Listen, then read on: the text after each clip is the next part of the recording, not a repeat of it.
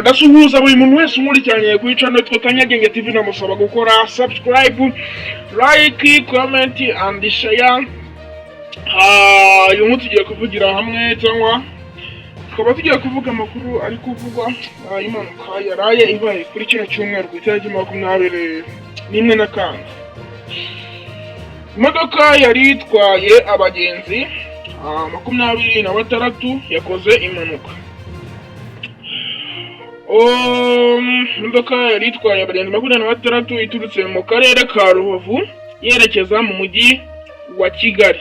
Yakoze impanuka igeze mu karere ka Kamonyi mu murenge wa Kanyinya. Iyi mpanuka yabaye ku mugoroba wo kuri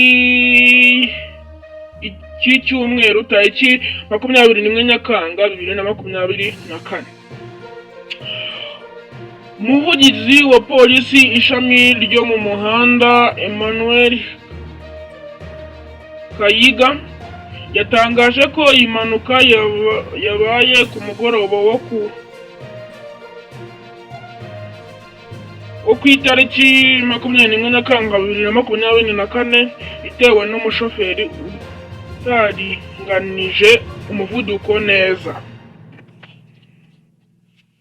Yavuze uwo muyobozi Emmanuel ushinzwe ibyo mu muhanda yavuze ati harimo abantu 26 bose bahawe ubutabazi bw'ibanze barataha, uretse abantu 2 baraye mu bitaro kubera gukomereka yoroheje.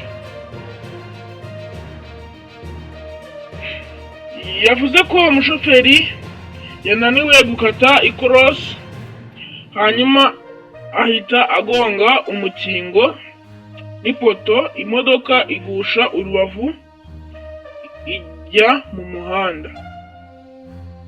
Icyakora ngo polisi hahise itabara abo bagenzi nyuma iza gukura iyo modoka mu muhanda. Sip Emmanuel Kayingi yasabye abashoferi kwigengesera mu muhanda kandi bakirinda gucomokora ibyuma bishinzwe kuringaniza umuvuduko w'ikinyabiziga ibyo bita mu ndimi z'amahanga icyongereza cyo bita speed govern. Buri wese twabanye no video namusogera nakora subscribe. Imana ibamugisha. Yerekanye n'Kanyaryenge TV. Murakoze cyane.